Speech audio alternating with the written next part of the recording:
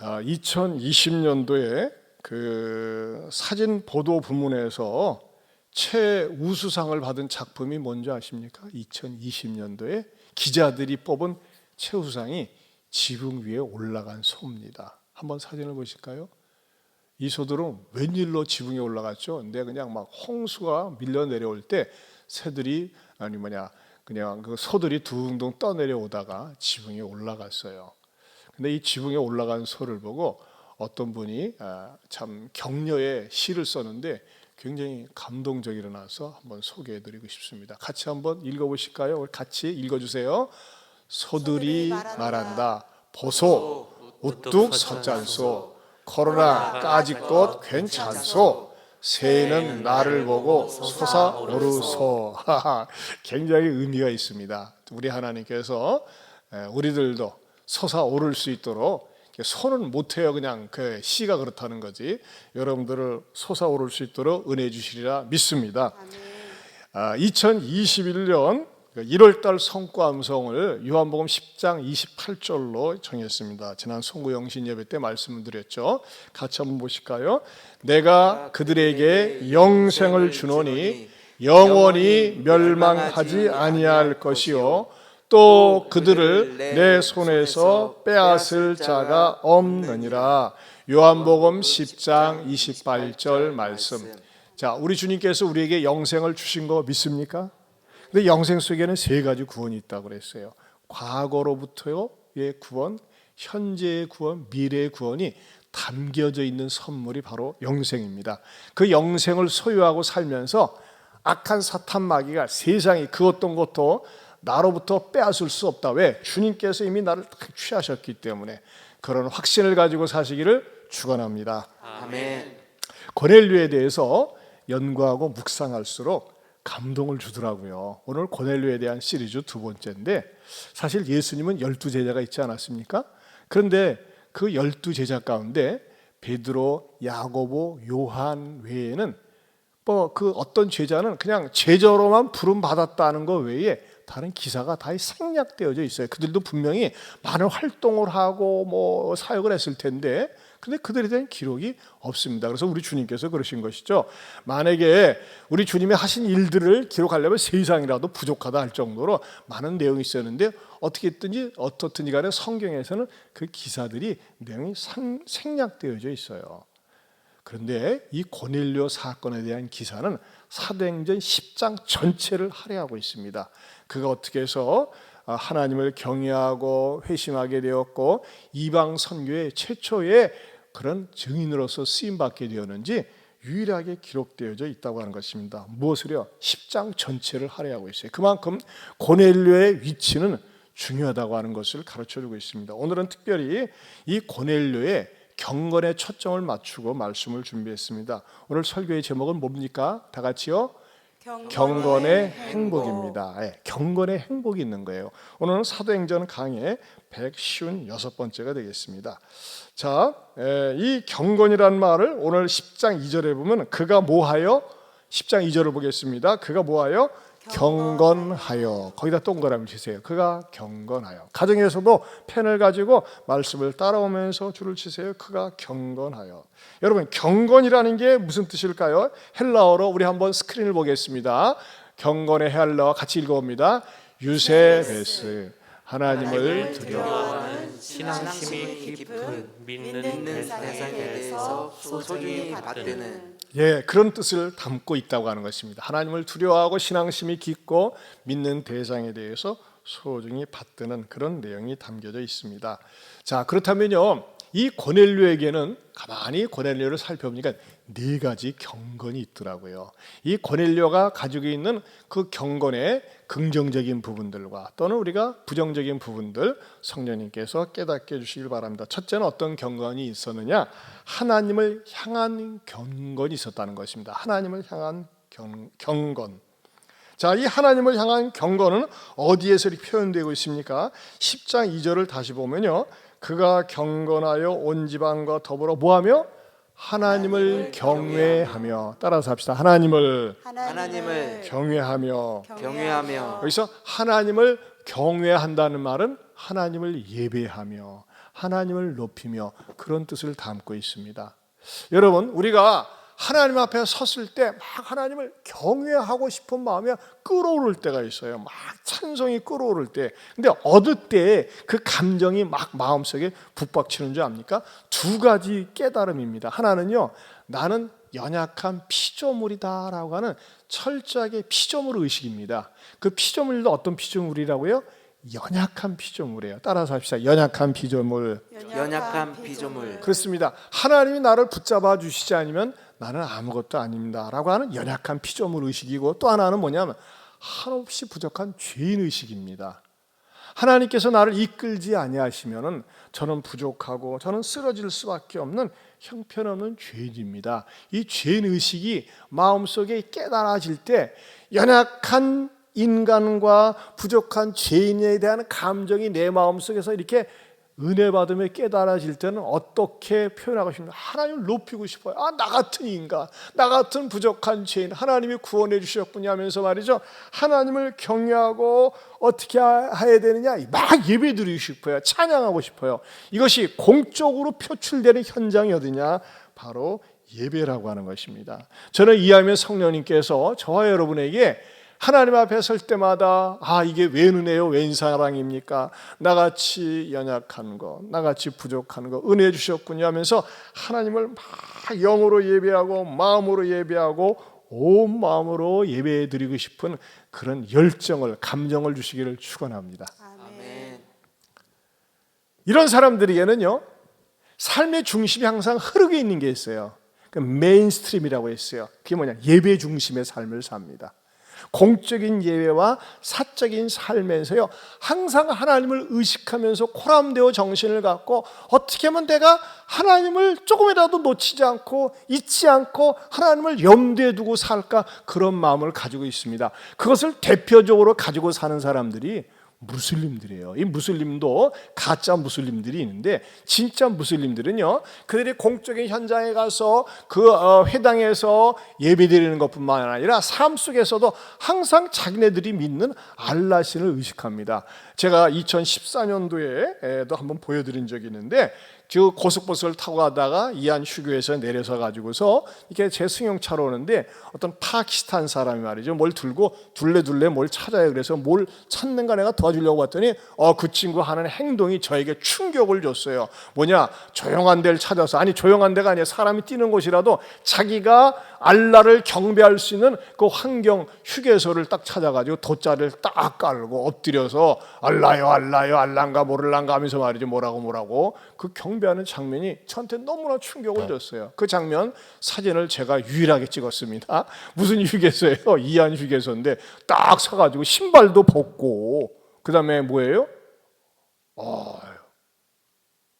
저는 이게 너무 충격을 받았어요. 여러분, 만약에 여러분 가족 가운데 너 있잖아, 저쪽 그 휴게실 한쪽 귀퉁이에 가서 손 모고 이렇게 기도해봐 하면 할 수 있을까요? 집사님들은 할 수 있어요, 그렇죠? 이건 뭡니까? 자기가 알라신을 믿는다는 걸 의도적으로 보여주는 거예요. 근데 이게 쉬운 게 아니에요. 그 마음속에 자기 나름대로 그 무슬림에 대한 신앙이 있어서 그러는 거예요. 하지만 이거는요, 가짜 신앙입니다. 이건 믿다가 지옥 가는 거예요. 그러나 여러분, 참되신 하나님, 진짜 하나님을 믿는 우리는 어떠냐 이거예요. 우리는 특별히 코로나 시대에 얼마나 많은 교인들이 숨었어요. 사실 이제 하기 좋은 말로 현장 예배 못 가니까는 이렇게 가정에서 온라인 영상 예배로 드려야 되는데, 이 예배마저도 생략하고 빼뜨리고 예배를 소홀히 하는 사람들이 의외로 많이 있다고 하는 겁니다. 제가 아는 어느 목사님들 교회가 한 1,500명 모이는데 3분의 1밖에 참여를 안 한대요. 왜 그러는 것이죠? 그만큼 말이죠, 하나님을 경외하는 마음이 없는 거예요. 하나님을 섬기는 마음이 없는 것입니다.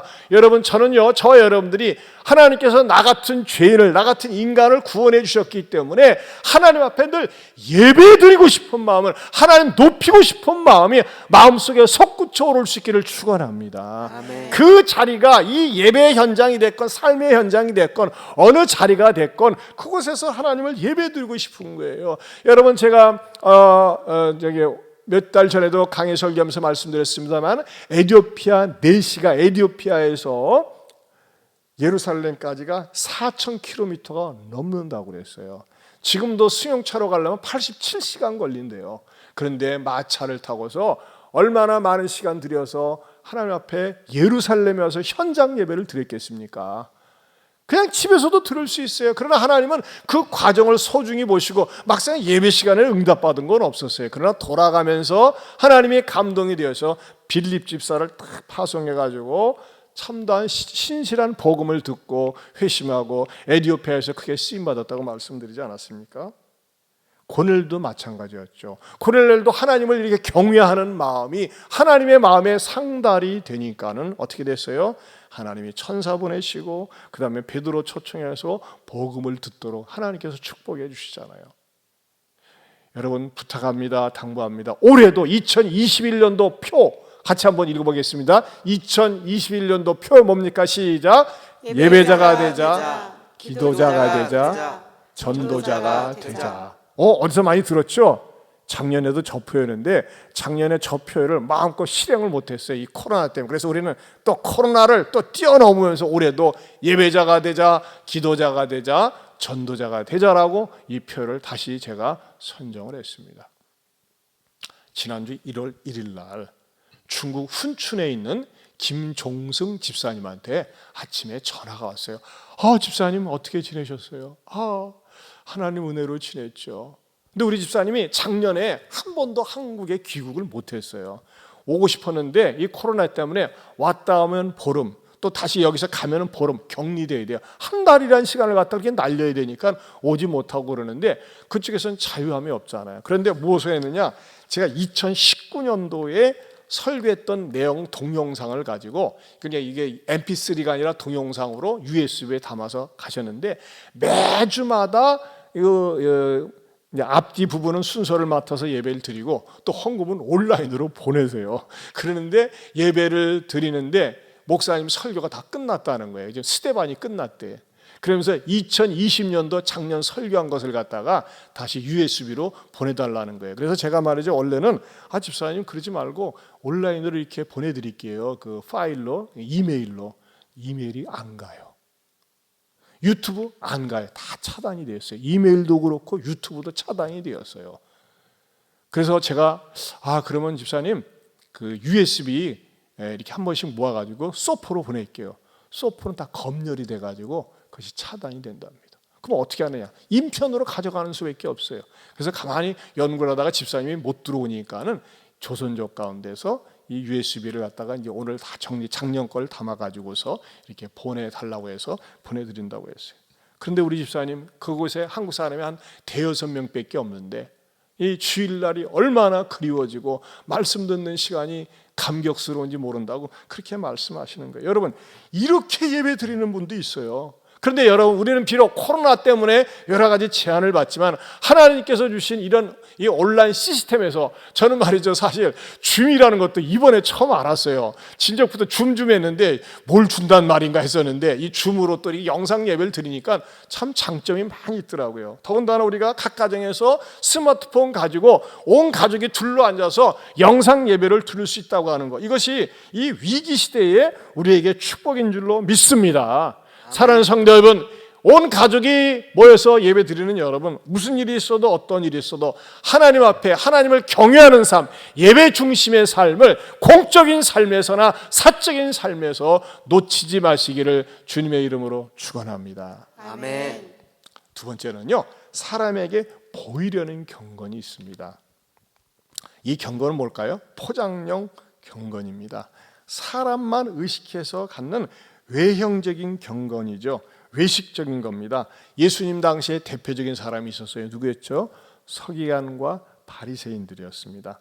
그들은 의를 해요. 착한 일을 해요. 구제를 해요. 기도도 많이 해요. 그런데 무엇을 의식해서요? 사람에게 보이려고, 사람에게 눈에 띄려고, 사람에게 인정받으려고. 하나님은 보이지 않으니까 별로 신경을 안 써요. 어떻게든지 사람한테 잘 보이려고 그런 외식적인 종교 생활을 했다는 것입니다. 자, 그것에 대해서 우리 주님이 엄하게 질책을 하십니다. 마태복음 23장 25절에서 27절 같이 읽어보겠습니다. 시작. 화 있을진저 외식하는 서기관들과 바리새인들이여 잔과 대접의 겉은 깨끗이 하되 그 안에는 탐욕과 방탕으로 가득하게 하는도다. 눈먼 바리새인이여 너는 먼저 안을 깨끗이 하라. 그리하면 겉도 깨끗하리라.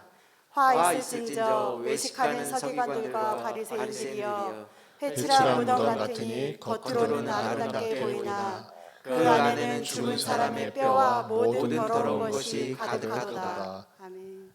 여러분 외식이 뭡니까? 무덤을 그럴듯하게 꾸미지만 안에는 이미 뼈들이 죽은 사람의 뼈가 썩고 있어요. 막 구더기가 생기지 않습니까? 이게 외식이라는 겁니다. 겉으로 볼 때는 그럴듯한데 막상 뚜껑을 열면 음흉하고 더럽고 악한 행위를 다하는 거예요. 사실 이런 부류 가운데 참 죄송하지만 목사들 가운데 많이 있습니다. 저도 참 조심스럽습니다. 겉으로는 말이죠, 항상 좋은 말만 하고 거룩한 말만 하고 착한 말만 하면서 뒤에서 말이죠, 나쁜 짓 하는 그런 목회자들 때문에 얼마나 교회가 하나님의 영광을 가리고 교회가 욕을 먹습니까? 최근에 지난주에도 말이죠, 어떤 목사가 구속되었다가 1심에서 무죄 판결을 받고 나왔어요. 근데 그가 한 말이 이렇게 언론에 그대로 기사화가 되었더라고요. 이렇게 되어 있더라고요. 대한민국이 이겼다. 불법으로 조사한 경찰을 절대로 용서하지 않고 무리하게 나를 괴롭히는 검사들도 좌시하지 않겠다 그랬어요. 근데 저는 희한한 취미가 있어요. 이런 분들에 대해서 세상 사람들은 뭐라고 보나 그래서 댓글을 봐요. 댓글을 쭉 봤더니 어떤 사람이 아니 기독교는 용서의 종교인데 목사가 용서하지 않겠다고 저게 목사냐 막 그랬어요. 말은 맞는 말이잖아요. 그리고 이 사람이 말이죠, 자기는 선지자라고 그랬어요. 누가 선지자라고 쳐주지도 않았는데 선지자 아니에요. 아니요, 선지자를 감옥에 가둔 역사가 세계 없다고 그러는데 선지자는 많이 갇혔어요.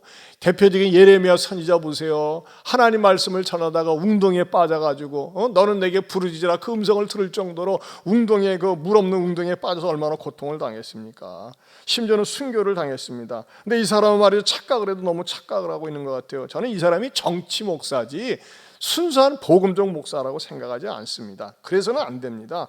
물론 정치적인 견해에 대해서 대통령에 대해서 마음에 안 들 수도 있어요. 또 뭐라고 비판할 수도 있어요. 하지만 말이죠, 상식 밖의 말을 하잖아요.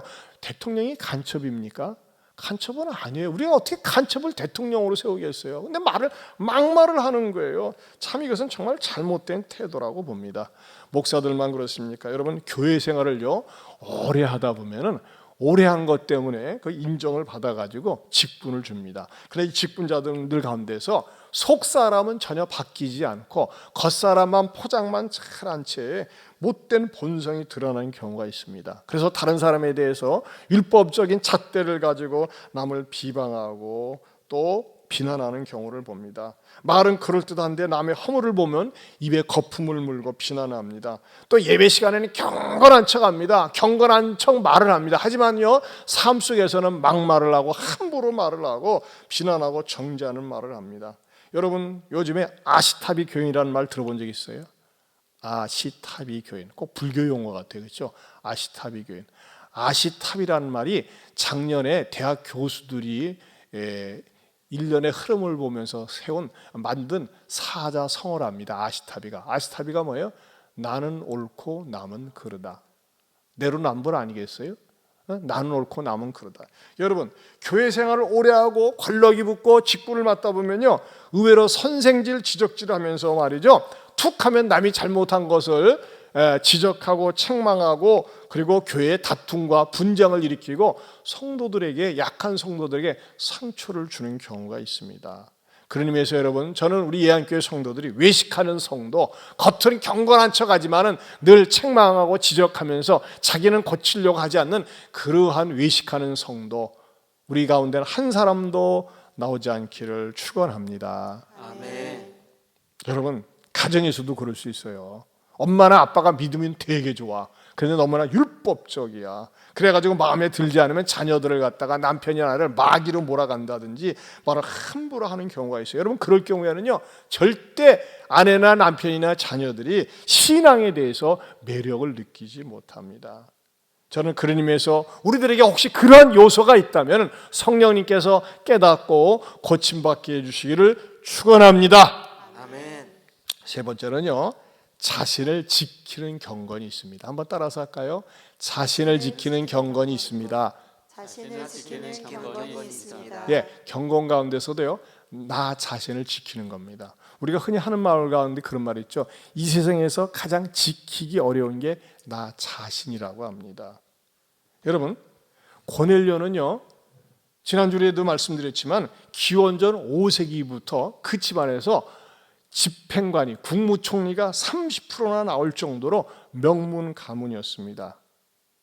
그리고 재산도 있는 집안이었습니다. 남부럽지 않은 집안이었습니다. 그런데 여러분, 우리가 세상적으로 쥐가 높고 돈이 있고 건강하면 한눈을 팔고 해찰하고 죄짓기 다 닮았습니다. 하나님이 아쉬운 게 없거든요. 근데 고넬료는 그러지 않았다는 것입니다. 예를 들면요, 지난주에도 남양 유업의 창업주인 외손녀입니다. 외손녀인 신문에 공개적으로 나왔기는 황하나라고 하는 여인이 32살이에요. 그런데 이 마약과 관련된 일을 여러 번 하다가 걸리기도 했고, 심지어 절도죄로 지금 수사를 받고 있다고 그러더라고요. 근데 제가 이 황하나에 대해서 이름이 이쁘잖아요. 그래서 한번 이렇게 자료를 찾아가 봤더니, 그녀가 몇 년 전에 SNS에다 올린 글이 너무 충격적이에요. 이렇게 썼어요. 보세요. 야! 중앙지검 부장검사? 야, 우리 삼촌이랑 우리 아빠는 경찰청장이랑 다 알아. 이거 장난하냐? 개베프야. 완전 친구야. 아니, 세상에, 자기가 돈 좀 있다고, 빽 있다고 이렇게 말할 수 있는 겁니까? 이렇게 말할 수 있습니다. 이게 인간의 연약한 속성이에요. 돈 좀 있어 보세요. 자기 연줄에 유명한 사람 많이 써보세요. 그럼 자기가 실수하고 죄 저질러도 까딱도 안 해. 빽 있으니까 빠져나올 거라 이거예요. 이게 인간의 연약한 속성입니다. 제가 뭘 말씀드리려고 하느냐, 고넬료도 그럴 수 있는 속성이, 환경이 충분히 주어졌다는 것입니다. 자, 고넬료가 있는 데가 어디라고 그랬어요? 가이사라. 가이사라는 헤롯 대왕이 만든 인공 항구 도시라고 그랬습니다. 여러분, 항구에서 살아보신 분들 알 거예요. 항구 도시는요, 외국 사람들이, 선원들이 많이 드나들면서 굉장히 번창하고 서비 도시고 음란합니다. 많은 외국 사람들이, 군인들이 드나들면서 말이죠, 그쪽에 유각지대가, 유흥 사업이 발달하게 되어 있어요. 그러한 지역에서 세운 교회가 어디입니까? 고린도 교회입니다. 고린도 교회는 음란한 문제가 굉장히 많았어요. 왜? 그런 지역에서 회심한 사람들이 예습성을 못 버려가지고 말이죠, 그 음란한 분위기가 교회 안에서도 있어가지고 교회가 골치를 앓았습니다. 그런데 이 가이사랴는 바로 그러한 음란한 유흥과 쾌락 문화가 만연한 도시였는데, 그런 도시에서 고넬료는 자기 자신을 잘 지켰다고 하는 것입니다. 세상에 물들지 않았다고 하는 것입니다. 여러분, 경건이라는 것이 무엇인 줄 아십니까? 경건에 대한 새로운 정의를 야고보서는 1장 27절에 이렇게 말씀하고 있습니다. 야고보서의 정의입니다. 같이 봅니다. 하나님 아버지 앞에서 정결하고 더러움이 없는 경건은 곧 고아와 과부를 그 환난 중에 돌보고 또 자기를 지켜 세속에 물들지 아니하는 그것이니라. 세속에 물들지 않는 것입니다. 여러분, 세속에 물들지 않는 게 그게 쉬운 게 아니에요. 분위기라는 게 있잖아요. 놀자판 분위기, 무슨 판 분위기. 근데 그런 분위기에 휩쓸리지 않고 고고하게 자기 자기를 지키는 거, 이게 바로 경건의 아름다운 모습이라고 하는 것입니다. 저는 이번에 고넬료를 연구하면서 이제 새롭게 깨달은 건데, 백부장이 많이 등장을 해요. 근데 예수님 시대에 백부장이 두 사람이 있습니다. 한 백부장은 어떤 백부장입니까? 자기 하인이 병들어 죽게 되었어요. 중풍병으로. 그러자 이 백부장이 예수님께 쫓아와 가지고서, 예수님, 내 하인이 병들어 죽게 되었는데 좀 고쳐주세요. 이렇게 예수님께 엎드려 사정을 했습니다. 그러자 예수님께서, 그래, 내가 네 집에 가서 고쳐줄게, 그렇게 말씀하시니까, 예수님, 저도 제 밑에 부하가 있고 내 위에도 상관이 있습니다. 그래서 말 한마디 하면 다 말 한마디로 명령으로 되는 것처럼 우리 집에 오심을 감당하지 못하겠습니다. 그냥 말씀만 하시옵소서. 그럼 그 말씀이 전달되어서 내 중풍병자 하인이 날 줄로 믿습니다. 그랬을 때 우리 예수님이 너무너무 감동을 받았어요. 아주 우리 예수님이 요즘식으로 얘기하면 뿅 갔어요. 그래가지고 뭐라고 말씀하셨는지요? 뭐라고 말씀하셨게요?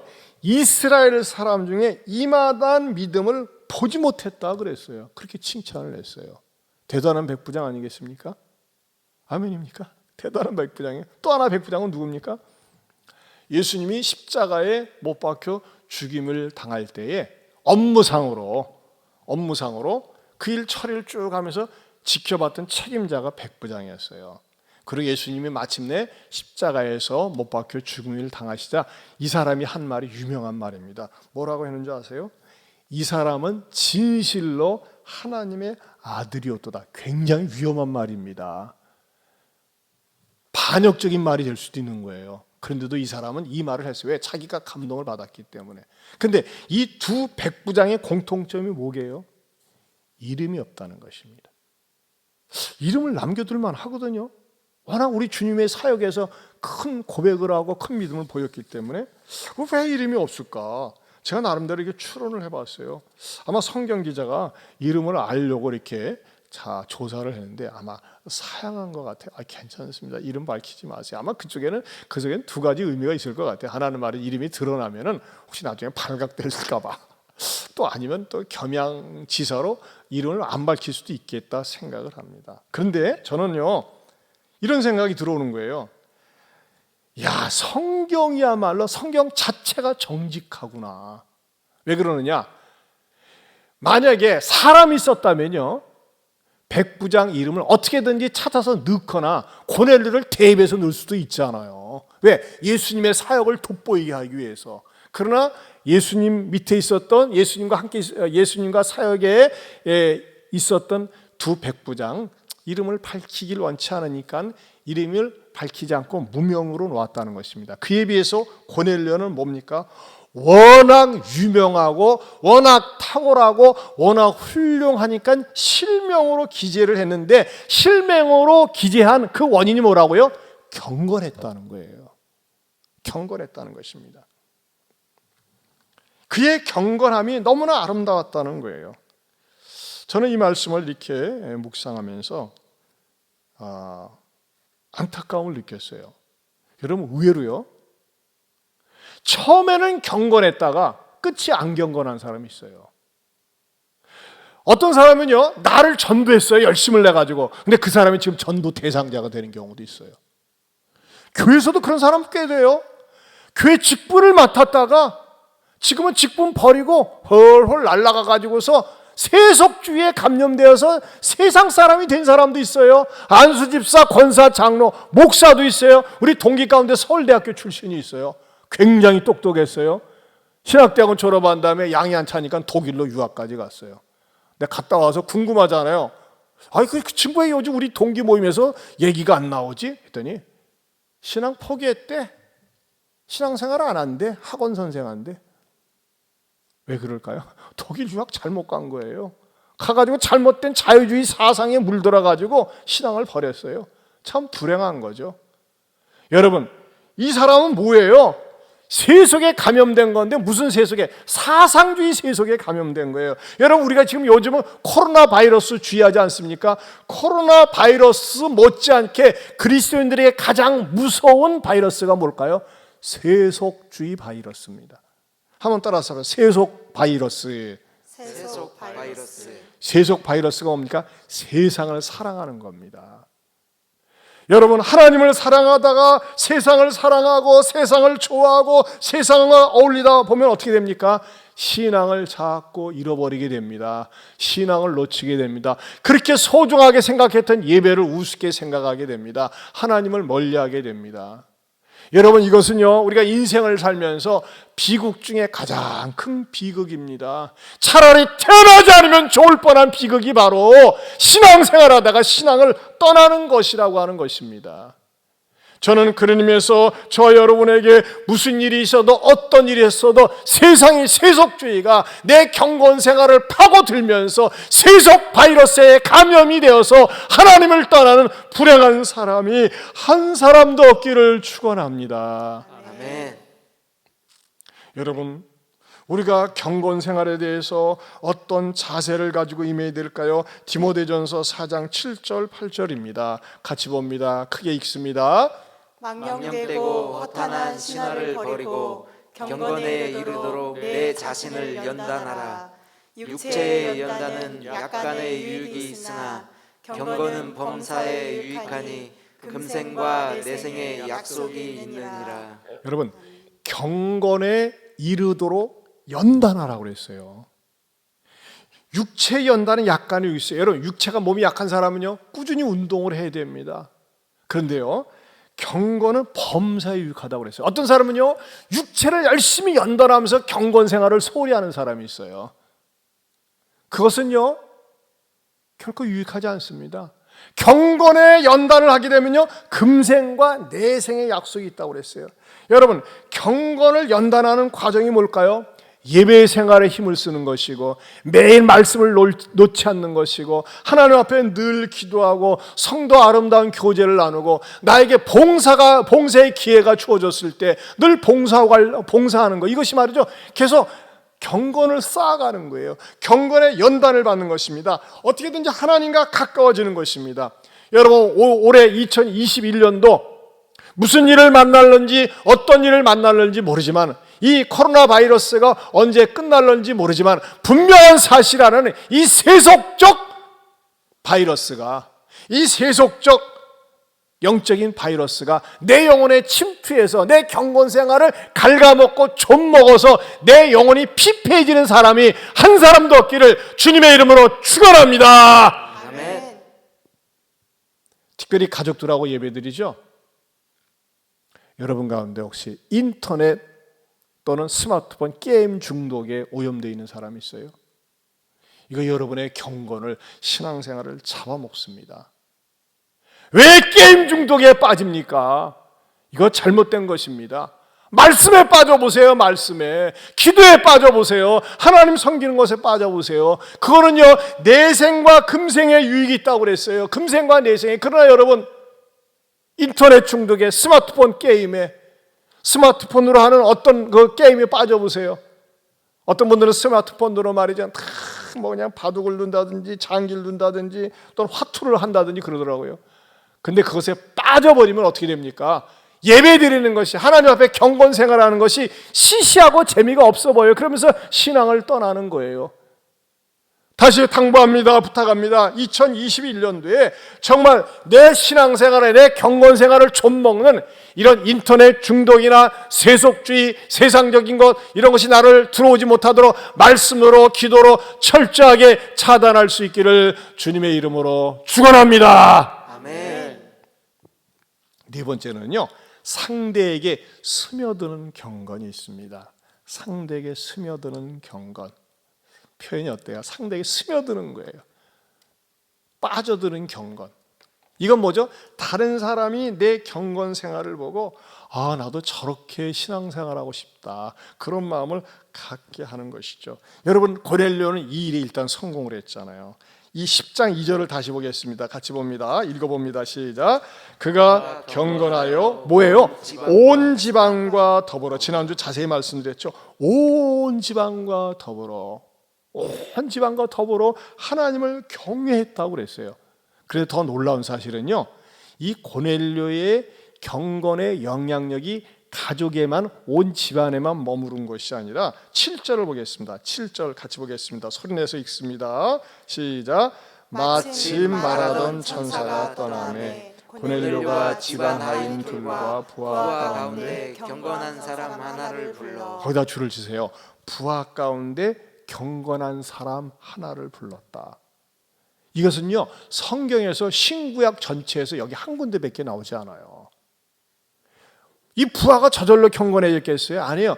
상관인 고넬료로부터 스며드는 경건의 영향을 받았다고 하는 것입니다. 여러분, 저는요, 경건 생활이, 하나님을 섬기는 생활이 사람들에게 매력적으로 보이고 너무 좋아 보여서 나도 좀 저렇게 경건 생활하고 싶다, 이렇게 영향력을 끼칠 수 있기를 바랍니다. 경건 생활에 매력적인 영향력을 끼칠 수 있는 필수 조건은 뭘까요? 그것은요, 강압보다는 감화를 주어야 합니다. 한번 따라서 하실까요? 강압보다는 감화를 주어야 합니다. 감화를 주어야 합니다. 강압적으로 할 수 있어요. 내가 월급 주니까는 따라와, 내가 상관이니까 말 들어, 흉내는 낼 수 있겠죠. 그렇죠? 그러나 그것은 그에게 자유시간이 주어졌을 때 털어내버립니다. 나 그때 억지로 했어요. 나 월급 주니까, 돈 주니까, 선생이니까, 선배니까. 그러나 자율적인 것 어때요? 당신이 떠나건, 당신이 나에게 월급을 주건 안 주건, 내 상관이건 아니건 뭐예요? 내가 좋아서 경건 생활을 하는 것입니다. 여러분, 이런 경건 생활을 하는 사람들은요, 강압보다는 감화를 준다는 것입니다. 일방적으로 큰 소리를 치거나 일방적으로 억지로 하는 것이 아닙니다. 이런 강압보다 감화를 주는 사람들은 공통점이 있더라고요. 겸손합니다. 그리고 온유합니다. 그리고 기다립니다. 그 사람의 인격에 감동을 받는 거예요. 저는 우리 교회 안에 이런 분들이, 여러분들이 계시다는 사실에 정말 감사해요. 나는요, 어느 집사님 내 신앙의 롤 모델이에요. 나는 그 집사님처럼 나도 그렇게 신앙생활하고 싶어요. 그렇게 베풀고 나누고 살고 섬기고 싶어요. 그런 분들이 있어요. 어느 장로님처럼요, 어느 권사님처럼요. 그런 말을 들을 수 있다고 하는 게 뭐예요? 그 사람의 경건이 그 사람에게 영향력을 끼치고 스며들었기 때문입니다. 가정에서도 마찬가지입니다. 가정에 믿음이 없는 가정이 있어요. 시댁 식구나 또는 집안 식구나 친정 식구 가운데 그런 사람들이 있을 수 있습니다. 그런데 시간이 지나면서 뭐 하는 거예요? 아름답게 스며들 수 있도록 부드럽고 겸손하게 인내하면서 감화를 줄 때에 그 가족들, 구성원들이 내가 지금 믿지 않지만 정말 저 사람 우리 집안의 천사야, 정말 저렇게 믿어야 돼, 그렇게 객관적으로 공증을 하면서 언젠가 나도 그렇게 믿겠다고 자백할 수 있는 그런 경건의 매력이, 경건의 능력이, 경건의 행복이 저와 여러분들에게 있기를 축원합니다. 아멘. 특별히 이 코로나 시대에 우리 가족들이 둘러서 같이 예배드리지 않습니까? 이거 자녀들에게 심어줘야 돼요. 우리가 섬기는 하나님은 우리의 창조주가 되신다. 나를 창조하셨어. 그리고 나를 죄로부터 구원해 주셨어. 그리고 나를 인도해 주셨고 앞으로는 나에게 상급을 주실 분이야.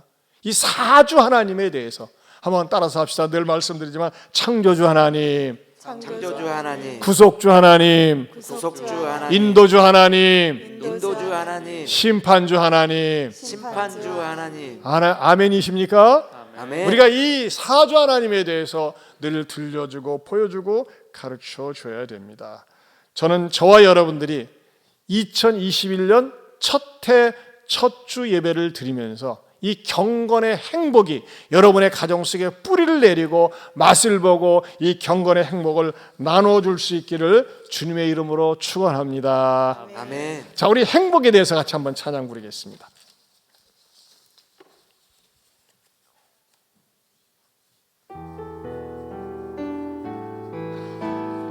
화려하지 않아도 정결하게 사는 삶, 화려하지 않아도 정결하게 사는 삶, 가진 것이 적어도 감사하며 사는 삶, 내게 주신 자명이 나눠주며 사는 삶, 이것이 나의 삶의 행복이라고. 눈물 날 일 많지만 눈물 날 일 많지만 기도할 수 있는 것, 억울한 일 많으나 주를 위해 찾는 것, 비록 짧은 작은 삶 주 뜻대로 사는 것, 이것이 나의 삶의 행복이야. 행복이라오 아멘. 이것이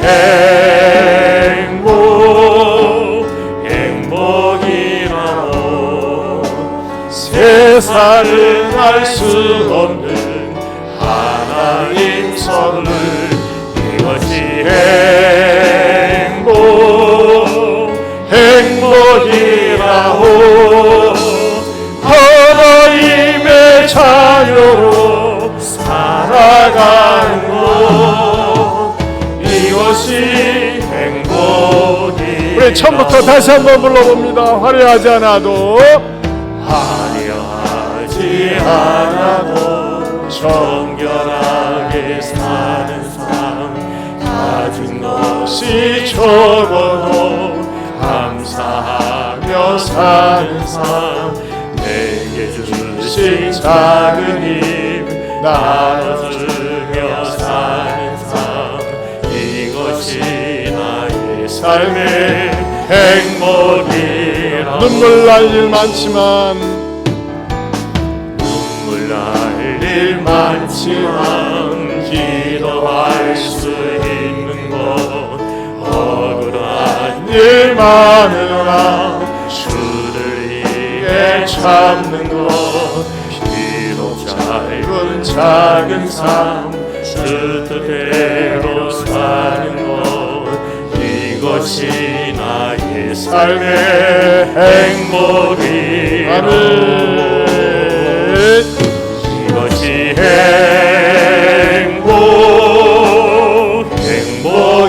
행복이라오 세상은 알 수 없는 하나님 선물 이것이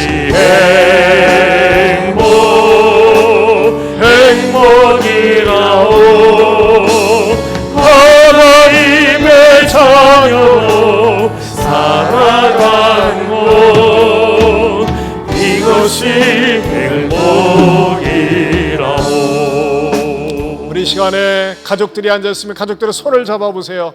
손을 잡아보시고 아들이나 딸이나 부부끼리랑 같이 어깨동무를 해도 좋습니다. 손을 잡고 같이 축복하는 기도하기를 원합니다. 하나님, 우리 가정의 행복은 예수 믿는 거 경건에 있습니다. 하나님을 잘 경외하게 하시고 세속에 물들지 않고 서로가 스며드는 그 아름다운 경건의 모습이 우리 집안의 아름다운 보물이 되게 하시고 전통이 되게 하여 주옵소서. 우리 집안도 고넬료 집안처럼 쓰임받게 하여 주옵소서. 여러분의 가정을 축복하세요. 올 한 해 우리 가정이 참으로 경건의 행복을 맛보고 누리며 살게 해달라고 우리 주여 한번 부르고 같이 기도합니다. 주여, 하나님 아버지 감사합니다. 고맙습니다. 오늘도 말씀을 통하여서 경건의 행복이 무엇인지를 가르쳐 주심을 감사합니다. 이 경건의 행복은 하나님을 잘 경외하는 것입니다. 인간의 연약함을 깨닫고 인간의 부족함을 깨닫고 죄인임을 알고 하나님을 경외하고 싶은 열망이 있게 하여 주시옵시고 더 나아가서는 주님 세속에 물들지 않고 외식적이지 않고 내 경건이 가족에게 주변에게 스며들면서 더욱더 경건의 행복이 차고 넘치게 하여 주시옵소서. 하나님 아버지, 우리의 자녀들 가운데 군대에 복무 중이거나 해외에 나가 있거나 또는 타지에 나가 있는 자녀들도 있습니다. 가족들도 있습니다. 하지만 주님, 어떠한 곳에 가 있든지 간에 주님, 잘못된 종교를 믿는 무슬림도 돗자리를 갖고 다니면서 하나님을 경외하고 알라를 경외한다고 하는 것을 어떻게든지 보여주고 싶고 표출하고 싶어서 시간이 되어서 저렇게 기도하는데, 주님, 우리는 이 좋은 시대 환경에 살고 있으면서도 하나님 앞에 정성을 다해서 예배드리지 못하고 예배자의 삶, 경외자의 삶을 살지 못함을 용서하여 주시옵소서. 누가 보든지 보지 않든지 간에 어떤 곳에 가 있든지 간에 우리의 가슴 속에는 하나님을 경외하고 싶은 경건한 삶이 우리의 삶 속에 가득 차게 하여 주시옵소서. 경건에 힘쓰고 경건의 연단을 받고 경건을 다른 사람들에게 스며들게 하는 경건의 통로가 되고 우리의 가정, 우리의 자녀들, 우리의 모든 내가 아는 직장의 동료들, 부하 직원들, 상사들에게 경건의 아름다운 행복을 보여주게 하여 주시옵소서. 이제는 우리 주 예수 그리스도의 은혜와 하나님 아버지의 변함이 없는 사랑과 성령님의 감화감동 교통하심의 은혜가 경건의 행복을 맛보고 누리고 나누면서 살겠노라고 다짐하는 모든 성도들 위해 영원토록 함께 있을지어다. 아멘.